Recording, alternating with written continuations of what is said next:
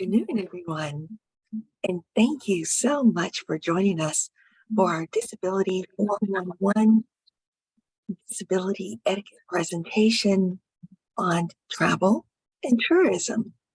My name is Denise Howard. I'm the Program Director for Life. Also presenting today will be Andrea Daigle, Angel Donardi, our Associate Director, Brandy Stone, Clay Mims, Jackie Harder, Maggie Mead, Sabrina Floyd, and Shannon Ginn. So again, thank you for joining us. We're all staff from Life Incorporated, and Life stands for Living Independence for Everyone. We are a nonprofit center for independent living operated by and for people with disabilities. Our mission statement is promoting independent living and advancing community change for everyone. All of our services are geared towards increasing and enhancing the independence of people with all disabilities. Our 5 core services include advocacy, information and referral, independent living skills training, transition services to include youth transition and nursing home transition. We also provide home modifications, help with assistive technology and durable medical equipment, as well as ADA site reviews and disability etiquette training. We'll share our contact information at the end of our presentation so that if you would like a disability etiquette training customized for your organization, please contact us. But again, we'll share that information at the end of our presentation. So what is disability etiquette? Disability etiquette means making everyone, regardless of a disability, feel welcome and included. We as people with disabilities are people first. So treat a person with a disability with the same respect and dignity as you would anyone else. Speak directly to a person with a disability, not their companion or sign language interpreter. Don't talk down to us. And most importantly, children have natural curiosity, and that's great. We encourage that. So teach them young about people with disabilities and disability etiquette. Above all, if you're in any doubt about anything when interacting with a person with a disability, just ask. Again, when in doubt, please ask. And there's no need to feel awkward.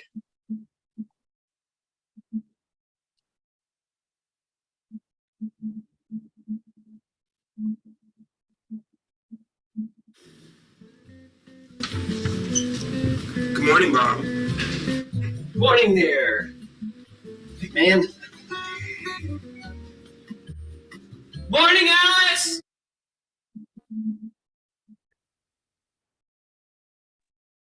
Hang on, it won't play the video. It's just got stuck on a screen. I'm going to bring it up a different way and reshare. Okay.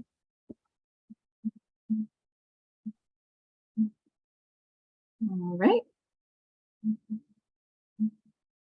This should do it. And let me just double check that the sound, let me know right away if for some reason the sound isn't coming through, but here we go.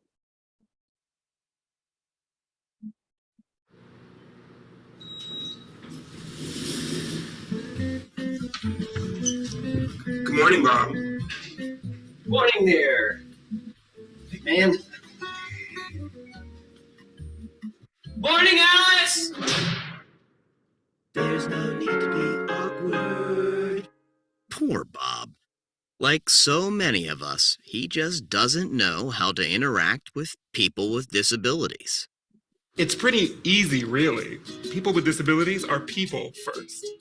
We need the same things that every person needs, like respect. Good morning, everyone. Attention! Okay. Maybe we need to be more specific. The easiest way to show respect is to focus on the person, not the disability. It's okay. You'll get the hang of it. One easy way to focus on the person is to watch the person signing and not their interpreter. Or their companion. It's really cool that you'd like to help, but do us both a favor and please ask me first. What you think might be helping? I got you.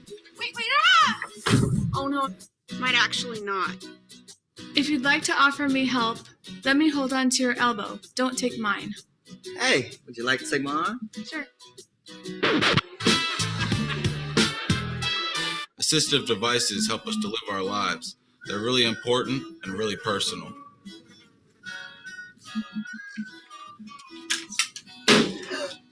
Grabbing them only makes it weird for everyone. What? Please only touch our devices and service animals if we've given you permission. And don't take it personally if I ask you not to. Remember that my service animal helps me all the time. Neither of us would like it if we were separated. Remember, we make our own decisions. We sign documents, vote, volunteer, work, and pay taxes. We get married.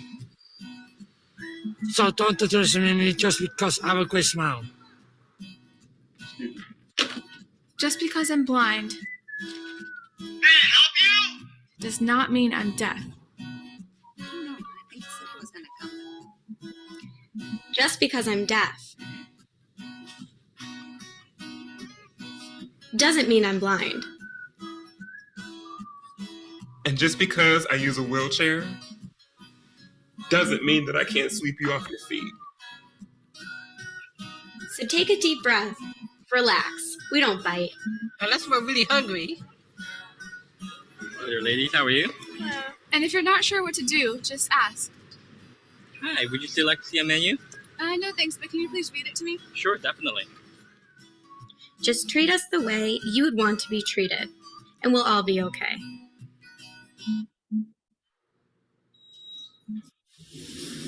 Good morning. Good morning. Morning, Alice. Morning. Awkward no more. Nice job, Bob. Go forth and be human. There's no need.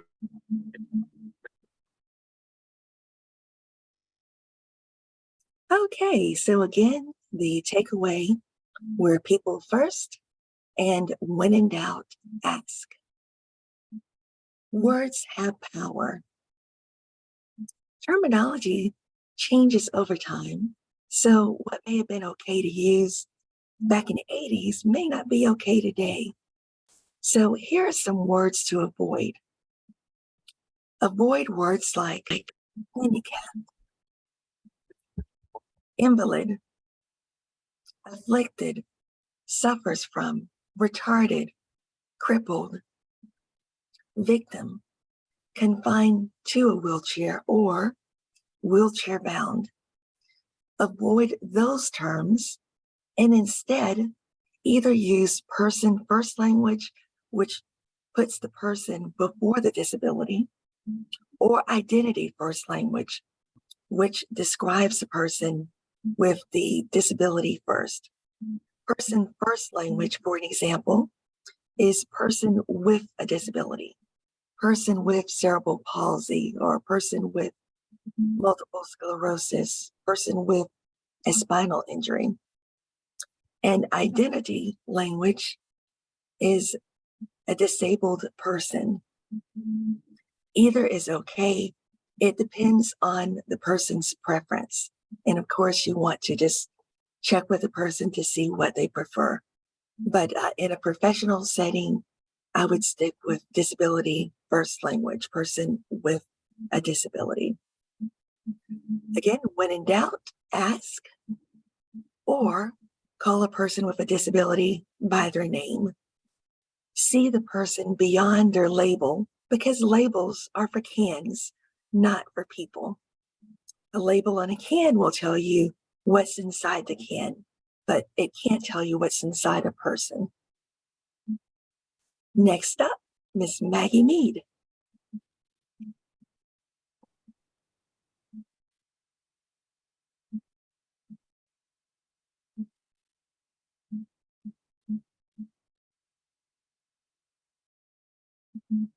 Sorry, y'all, I was muted. Um, so in a hospitality context, or really any context, when you have a business that's open to the public, offering an inclusive and accessible experience begins before guests even arrive. Usually the first thing these days that people see of your business is your website or your online space, like your Facebook page. So making sure that these digital spaces are fully accessible to those with disabilities. There's online resources you can use to check whether your websites are accessible. One example would be if you have images, using alt text to describe those images, which is a way of coding a verbal description of that image into your website. And another great tool to use on your digital spaces is to have an actual accessibility page, which is easy to find from your homepage. And on that page, your accessibility page, let people know the options that you have for accommodations, so that they feel welcome and they know when they come to your business, they are going to have accommodation, they're going to be included. Creating an atmosphere of inclusion normalizes disability. It makes everyone feel equally welcome. If you want to learn more, the best thing to do is go to the source. People with disabilities are the best authority on their own needs. You can't anticipate everyone's needs, but you can eliminate barriers of attitude by providing staff trainings, such as this disability etiquette training, hiring people with disabilities, and having a designated accessibility coordinator. This puts you ahead of the game. When people with disabilities are part of the planning and designing process, it allows spaces, services, products, and policies to be inclusive from the start.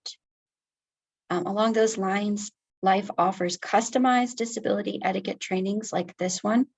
And we also provide complimentary site reviews where we would come out to your physical or go online to your digital space and check if it is accessible. And if you'd like to learn more, you can give us a call.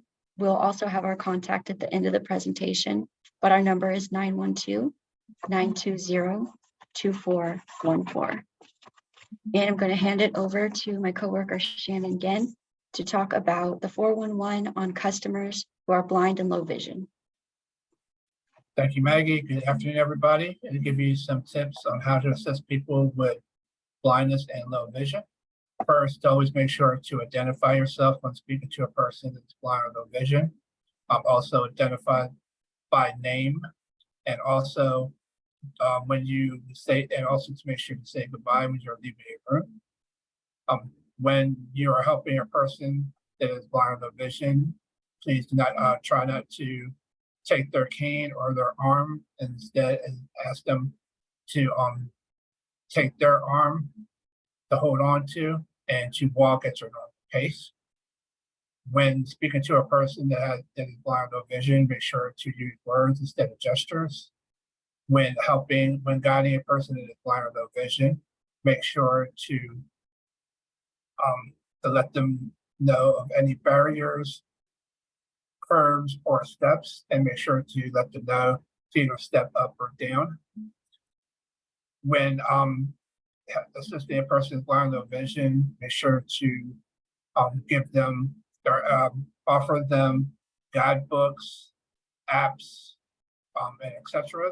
And make sure that they're all accessible by either large print, braille, digital platform, or web pages. Do not be afraid to use see or look in your conversations with a blind or low vision person. Those words are used in everyday conversations, and those are not offensive words. There is one myth about blind low vision people is that they are always obvious to spot. And actual fact is that they are not that obvious to spot. And looking for a person that has shades or a cane could be misleading. Now I'll be turning over the 401 on customers with invisible disabilities with Ms. Denise Appleton. Thank you, Janet.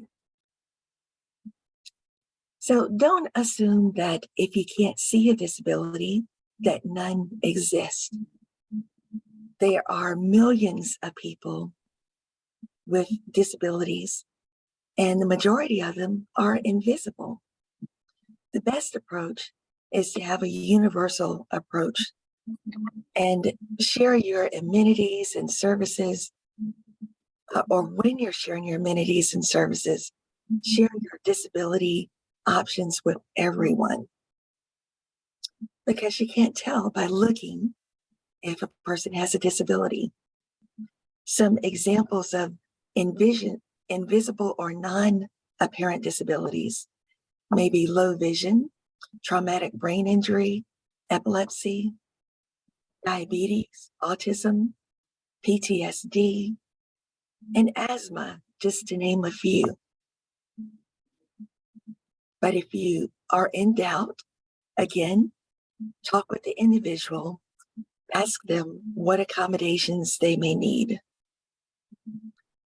One myth, a huge myth, is that if a person is parking in accessible parking and they can walk, then they're faking a disability. But again, no, that's a myth, because just because a disability isn't apparent doesn't mean that it doesn't exist. So next up for the 411 on customers with mental health and behavioral disabilities is Ms. Maggie Mead. Thanks, Denise. So I'll start this one off with a myth and a truth. The myth being that people with mental health disabilities are more violent than those without. This is absolutely a myth. The truth is that, well, first of all, there's a wide range of mental health and behavioral disabilities, and also everyone is an individual and has a different experience. Behaviors that are associated with mental health disabilities range from passive to disruptive.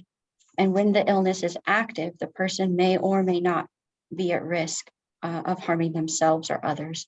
But again, everyone is an individual. It is not correct to assume that those with mental health disabilities are more violent.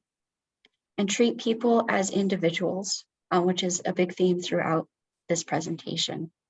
Don't make assumptions based on your previous experiences with others who have mental health disabilities. There is no one size fits all. Respect a person's choice of terminology, as Denise was saying earlier. Different people may prefer different words to refer to their disability. So just ask, and if you get it wrong and say the wrong word, just apologize and move forward. People with mental health disabilities do not necessarily need to be on medication or need extra assistance. Don't assume that they have poor judgment or don't know what is best for them. If someone with a mental health disability gets upset, ask calmly if there's anything you can do to help, and then respect their wishes. If someone seems anxious or agitated, speak calmly, offer to repeat information, and be willing to break things down step by step. A great tip is to have a designated quiet room in your space where people can go if they feel overwhelmed. This is really helpful, not only for people who are neurodivergent, people who have mental health disabilities, but really just anyone if they need to take some time and have a quiet, calm moment. You can use signage to make people aware of where the quiet room is and to remind people that it is a designated quiet space. And this should be a space that is away from crowds and noise and an area of low stimulation. So for example, having dimmer lighting. And make this available to everyone. Again, as we mentioned earlier, make everyone aware of these accommodations because you never know who may want to use them. And I'm now going to turn it over to Jackie Harder to talk about neurodivergence.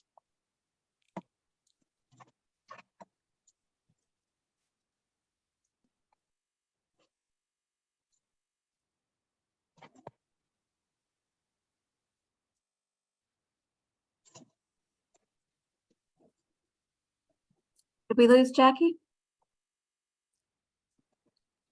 He's muted. Thank you. Appreciate that.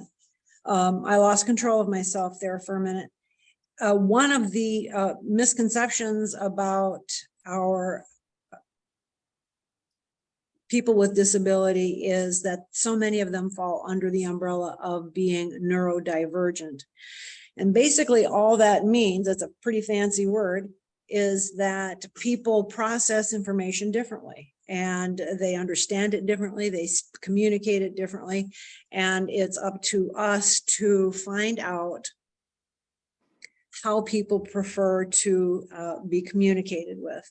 There are people who have ADHD, for instance, or who have Down syndrome, or who have brain injuries, who are all very different in the way they take in information and act on them. So just be aware of that.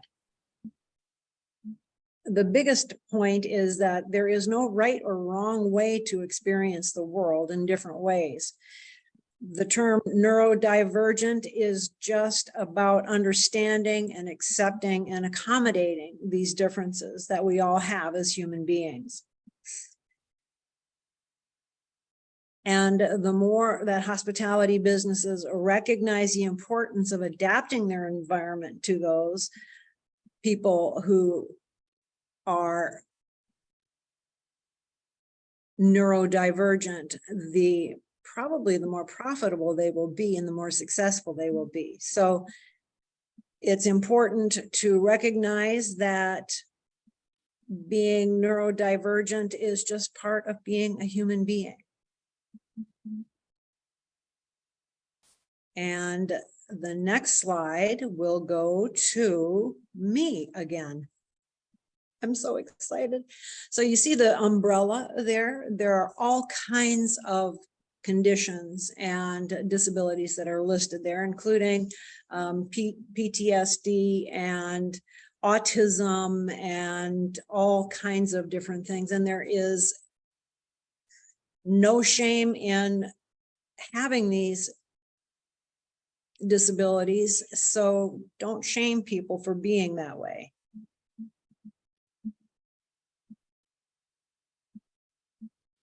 Don't yell at people if they are being disruptive or uncontrollable. You have no idea what is going on with them.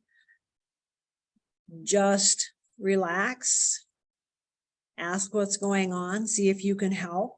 And take your cue from the person who is having the difficulty, as has been mentioned by numerous speakers up to this point. Find out how you can help, if at all. And don't police the way people think or speak. As has been pointed out, everybody's different. We all understand things differently. We all communicate things differently. One of the things that I have learned is that if I don't understand what someone has said, I will ask them to repeat it. And if I still don't get it, I will ask them to rephrase it. Can you say that a different way? And many times that will take care of the whatever misunderstanding is going on. But be honest about it. If you don't understand, ask. And I believe that is it for me. So moving on now to my colleague, Sabrina Floyd, who wants to talk to you about the 411 on service dogs. Take it away, Sabrina. All right, Jackie, thank you so much. Good afternoon, everyone. And I will give you a few facts about service dogs. First, you want to remember to speak to the handler and not the dog. The handler and the dog, they are a team. So if you want to speak with them or talk with them, always speak to the handler first. The dog is working, and it's important that he stays focused on his job. Never interact with the dog without asking permission, and do seek out and inform the handler if the dog approaches you. You never want to offer food to the service dog.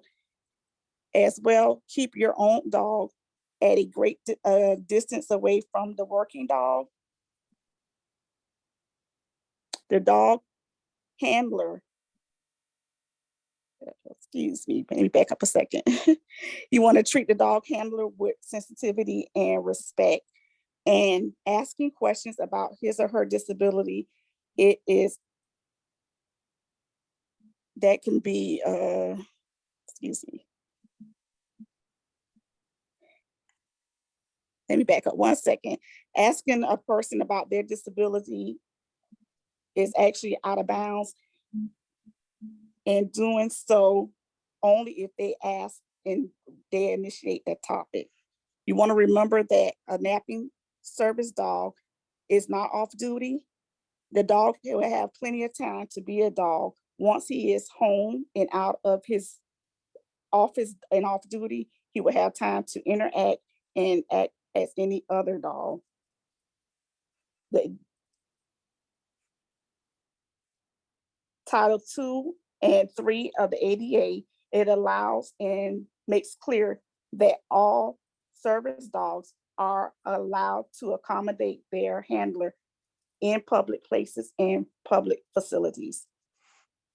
And now turn it over to Andrea, who is going to give you the 411 on customers with learning disabilities. Everyone, as far as customers with learning disabilities, do not assume that because someone has a learning disability that they have below average intelligence. The individual may actually have above average intelligence and may have difficulty receiving, expressing, or processing information. People with dyslexia or other reading disabilities have trouble interpreting written information. Give them verbal explanations and allow extra time for reading. For other types of learning disabilities, don't be surprised if you tell someone very simple instructions and they request that you write them down. Spoken information can get scrambled for a person who has a learning disability such as auditory processing disorder. When in doubt, ask the person how you can best relate information to them. Be direct in your communication. A person with a learning disability may have trouble grasping subtleties. It may be easier for the person to function in a quiet environment without such distractions as a radio playing or people moving around or even loudly patterned backgrounds. Patience and clear communications are key. And the myth is that people with learning disabilities are not intelligent. Facts are most people with learning disabilities have either average or above average intelligence. And the 411 on customers with intellectual and developmental disabilities, IDDs, don't rush. Trust is built slowly. If the person is having trouble understanding you, repeat yourself using different words without getting frustrated with them. Use plain language, short sentences, and simple, concrete words. If you're speaking to an adult, keep all conversations at an adult level. Use a calm voice and be reassuring. Individuals can usually tell if they're being talked down to, which can make a situation worse. Keep your manner encouraging rather than correcting. A person with an intellectual or developmental disability may be sensitive to your tone of voice, so don't speak loudly or harshly to them. Treat adults as adults. Encourage self-advocacy and opportunities for autonomy. Give extra time for the person to process what you're saying and to respond to you, and look for signs of stress and/or confusion. And of course, always treat each person as an individual with their own talents and abilities deserving of respect and dignity. And And next, I will turn it over to my Associate Director, Angel Donardi, with the 411 on customers with speech disabilities. Thanks, Andrea. So first, thank you everybody for coming. And I know that you're probably going to have questions, so we will have a Q&A section here at the end. And it's ironic that I'm doing the section on speech disabilities because I myself have days where I have a hard time being understood and talking. It's not a speech disability yet, but it does affect my vocal cords. And through personal observation for people with speech disabilities, patience is key. We live in a very fast-paced kind of world where everybody's on the way somewhere, on the way from somewhere. They're in a hurry to do what they're doing. So the important thing is to stop and slow down, make a real connection with that individual. Please don't be tempted to finish the sentence of a person with a speech disability. No matter how long it takes the person, please allow the person the time they need to say everything they wish to say. And then also never pretend to know what the person is saying. If you don't understand them, please ask them to repeat themselves, or maybe offer them an alternate way to communicate, maybe a pen and paper, if that's a suitable option. And as mentioned earlier, never assume that a person with specific types of disabilities like speech disability, learning disability, also has a cognitive disability. That's often not the case. Always, this is helpful, I think, in any communication interaction, but for people with a speech disability, look directly at them when you're communicating with them, because it gives you an opportunity to make sure you're not misunderstanding what they're saying, and they know they're being listened to. That's key. And then always on the same thought pattern, remember, please, the importance of listening to understand, not just to reply. And that goes back to slowing down and truly listening to what the person has to say. Make sure that you're understanding what they have to say. And hopefully it goes without saying that you don't want to mimic or mock a person for their speech. I don't know how many times I've personally heard someone make fun of someone who stutters. Some people just think it's funny. It's very frustrating for that individual to try to speak. It takes a lot of energy and a lot of focus. So the last thing you want to do is make them feel unwelcome. And again, like so many things we've talked about here, patience is key. And I'm going to turn it over to my colleague, Clay Mims, who's going to share with you the 411 on customers with mobility disabilities.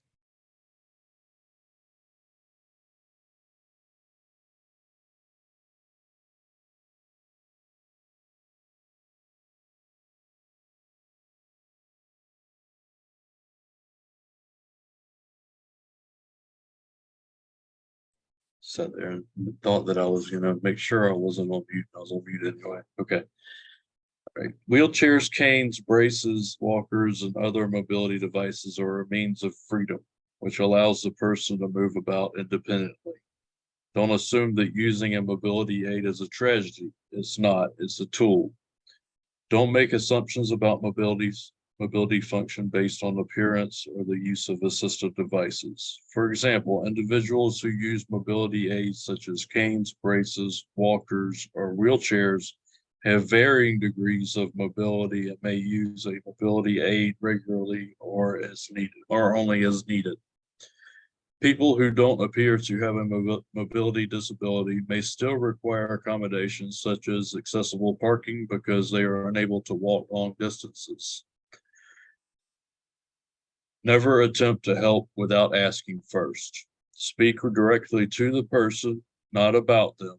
If the conversation with a wheelchair user lasts more than a few minutes, sit down or kneel to get to yourself on the same level as the person in the wheelchair. A person's wheelchair or other mobility aid is a part of their personal space. Never grab, hang, or lean on a mobility aid unless you have their express permission. A tip, make sure check-in counters, venue tables, etc. are accessible for wheelchair height whenever possible. All right. When giving wheelchair users directions, be aware of architectural barriers such as narrow doorways, stairs, curbs, etc. Wheelchair accessible ramps benefit everyone. Don't block access to them with your cars or belongings. When parking next to an accessible parking spot, be sure not to block the sidewalk or access to their car doors, and don't park on the stripes. A myth, wheelchair users can't walk. The fact is that some wheelchair users can walk. Some also use other mobility aids such as braces, walkers, or crutches. They use wheelchairs some of the time to conserve energy, reduce pain, and move about more quickly. And next up, we have Brandy Stone that's going to talk to us on the 411 on customers who are deaf and hard of hearing. Thank you, Clay. Good afternoon, everyone. I will be sharing a few tips to remember when interacting with customers and or guests who are deaf and hard of hearing. First tip we have is always talk directly to the person, even if they are using an interpreter. Speak in a clear, normal tone of voice. Look directly at the person and speak expressively. A person with significant hearing loss will rely on facial expressions, gestures, and movements to better understand what you're trying to communicate. Next is individuals who are deaf or hard of hearing communicate in various ways. Pay attention to cues such as whether the person uses sign language, is reading lips, or writing to communicate with you, or gesturing. Don't be afraid to say if you don't understand the person's speech. It is better to find another way to communicate, such as through writing notes, than to pretend to understand.